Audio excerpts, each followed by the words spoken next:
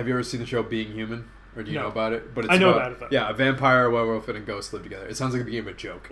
But, so there's like one episode where there's a bunch of vampires are in the basement of this house because the house is owned by a vampire, so it's okay for them to be in there. But they were signing, while they were in the basement, on the outside, the person who owned the house was signing the rights over to a human or to somebody else.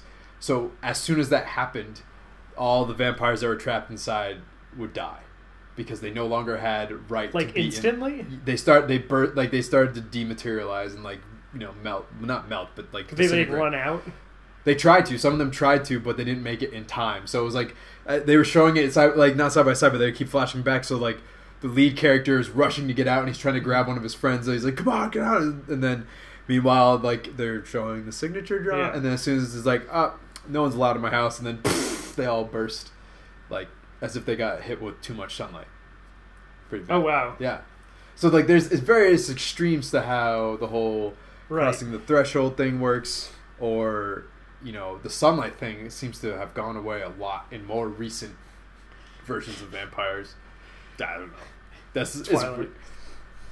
Look, Kevin. Because we have to talk about it. We have to mention that it happened. Okay, we're gonna mention Twilight happened, and that's it. That's it. Mostly because I have no idea. I never watched. We actually had to watch that movie for my class, and we had to point out why it was a bad vampire story because of the vampire tropes that it actively contradicted.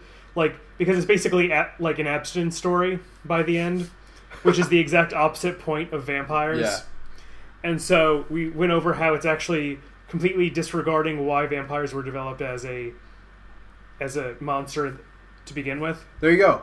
Don't watch Twilight. It's contradicting to itself and to vampires in general. If you like vampires, do yourself a favor. Avoid Twilight. If you like vampires, watch something more interesting. Like Dracula, like the original one. I think had Christopher Lee in it. I think so too, yeah. Yeah, I remember hearing about that. A.K.A. Saruman. He's like the oldest living actor in the planet. And he's been in like the most movies ever. He met J.R.R. Tolkien. Yeah, he was like alive. And like they were best buddies or something. Yeah. But yeah, watch a better vampire movie. One that I haven't seen that I heard is good is Interview with a Vampire. I've heard of it too, but I haven't seen it. That has Tom Cruise in it. And Brad Pitt? Brad Pitt, yes. Both those guys. Personally, I generally try and avoid vampire movies. Vampires and werewolves, they're not really my thing. Mm-hmm. But I did really enjoy Being Human. Apparently there's a new TV show out called The Strain, which has to do peripherally sort of about vampires too. Yeah, I've heard about it too, but I haven't seen any of the episodes. But so the real thing that I would love to figure out is why the sudden resurgence.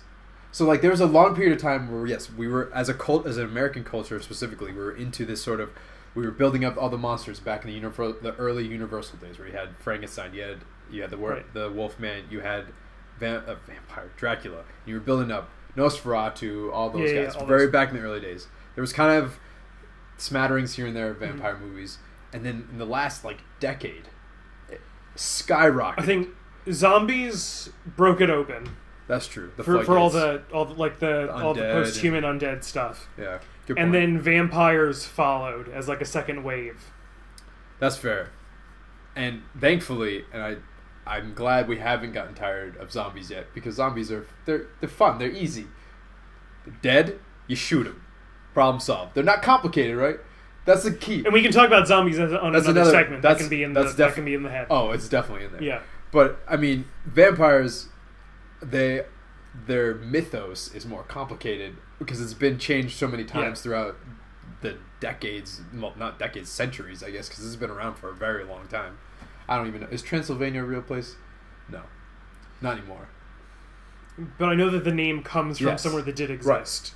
Right. And Dracula is like, it was the name of a real guy. Vlad the Impaler actually came from a family whose name was like Draculesti. Right. And Bram Stoker directly used Vlad the Impaler as inspiration for some elements of Dracula. Right, so it's not like, I mean... If you ever see the anime Hellsing Ultimate, they go deep into detail on the links between Vlad the Impaler and Dracula. Had to work in the Hellsing. Yes, we're talking about vampires. That's fair. Hellsing, Alucard. I I felt so stupid when I first figured out why his name was Alucard. Let the viewers figure that out for themselves. Or have you ever watched Scrubs? Yes. There was the Dr. Acula. That didn't take me any time to figure out because they literally spell that out for me. But yeah, Dr. Acula. That's funny. I mean, that would make sense. Why? That's what.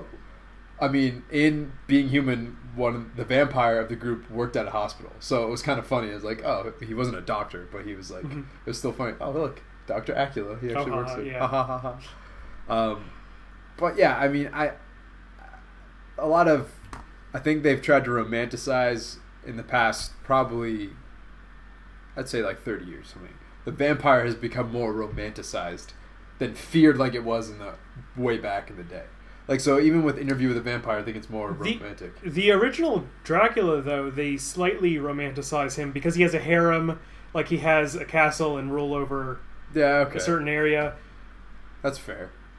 So part of it was built in to begin with. Now it's being exaggerated more and more. But I bet if you went back and you interviewed women that came out of Dracula and asked them, would you date Dracula? They probably would have said, no, he's freaking terrifying. Right. They would. But if you walked into the freaking movie theater after Twilight got out, everyone would be like, oh god, that was bad, oh yes, Well, and then Taylor Lautner showed up and they're like, oh, I want to be a werewolf, whatever.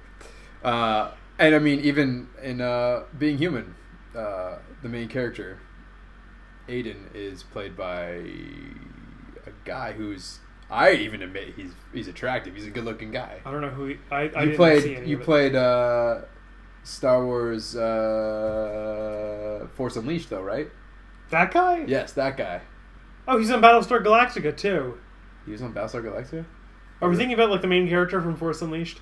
Yeah, the Jedi that you Yeah, he was on Battlestar Galactica. Yeah. No, he wasn't. You made that up.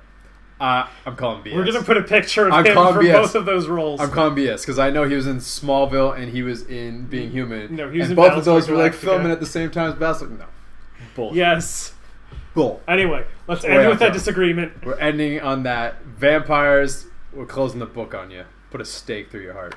Nice, good, rare, not rare, medium well done steak. Right? That's what you do. You cook a steak on a grill and you just shove it into their heart, right?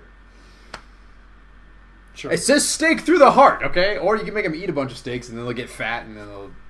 Can they get fat? I don't know. The point is, vampires, we close the book. You're done. If you want to submit a topic for us to discuss that's as ridiculous as vampires, I'm pretty sure you've probably never seen two scientists discuss vampires. Have you? I don't know. I haven't. I didn't. Yeah. But please submit it in the comments below. You can like this video because I'm sure you did like this video. And please subscribe. That thing over Kevin's head, click that to subscribe. If you've turned your annotations off, there's a subscribe button probably over there. Go click it, please. That lets us know that you're interested in our stuff and you'd like to keep watching. And with that, Kevin, you have any more remarks? Kevin wants to suck your blood. I heard him say it under his breath. We'll see you out there. No comment.